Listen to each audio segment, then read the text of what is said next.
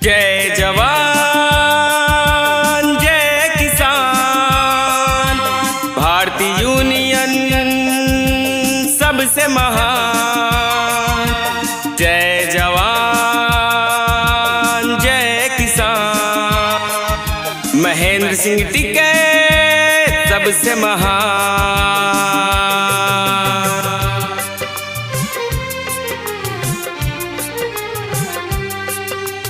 सबसे प्यारी यूनियन किसान प्यारे मेरे, सबसे प्यारी यूनियन किसान प्यारे मेरे। कितनी प्यारी पार्टी है, पार्टी से छलकता प्यार। टिकैत ने बनाया यारों यूनियन को बड़ा दमदार। टिकैत ने बनाया यारों यूनियन को बड़ा दमदार। सबसे प्यारी यूनियन किसान प्यारे मेरे, सबसे प्यारी यूनियन किसान प्यारे मेरे। कितनी प्यारी पार्टी है, पार्टी से छलकता प्यार। टिकैत ने बनाया यारों यूनियन को बड़ा दमदार। टिकैत ने बनाया यारों पार्टी को बड़ा दमदार।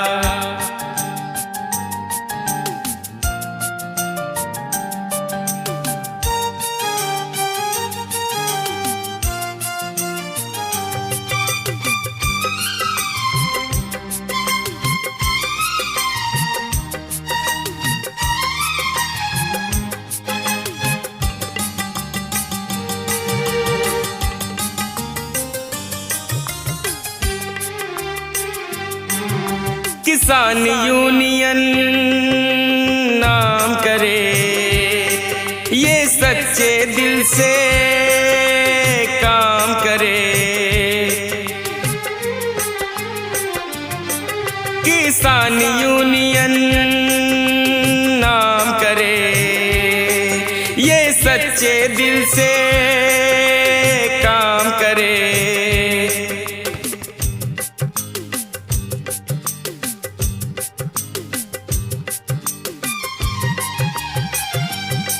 सारी सुंदर सुंदर बातें, सारा साहस गरिमा प्यारा।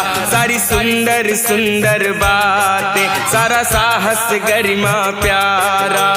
हिम्मत वाली पार्टी, हर भाई भाई न्यारा। ये दिल करता रहेगा सदा टिकैत दीदार। ये दिल करता रहेगा सदा टिकैत दीदार। कितनी प्यारी यूनियन, कितनी प्यारी पार्टी।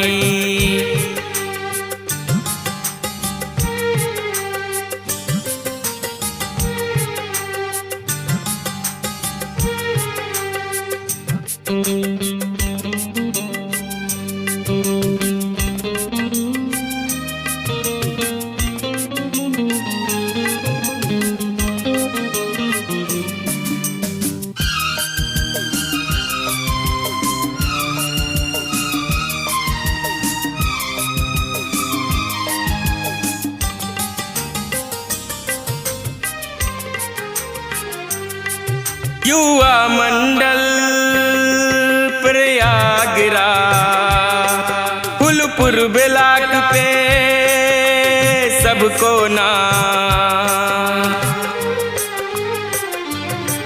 युवा मंडल प्रयागराज, फूलपुर ब्लॉक पे सबको नाम।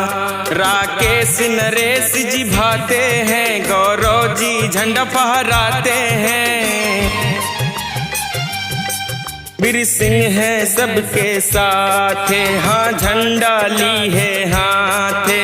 वीर सिंह सबके साथ, झंडा ली है हाथे। पवन कवि सोनू बाबा धरती पे करे पुकार। चौधरी ने बनाया यारों यूनियन को बड़ा दमदार। चौधरी ने बनाया यारों किसानों को बड़ा दमदार। सब सबसे प्यारी यूनियन किसान प्यारे मेरे। कितनी प्यारी पार्टी है, पार्टी से छलकता प्यार। टिकैत ने बनाया यारों पार्टी को बड़ा दमदार। टिकैत ने बनाया यारों यूनियन को बड़ा दमदार।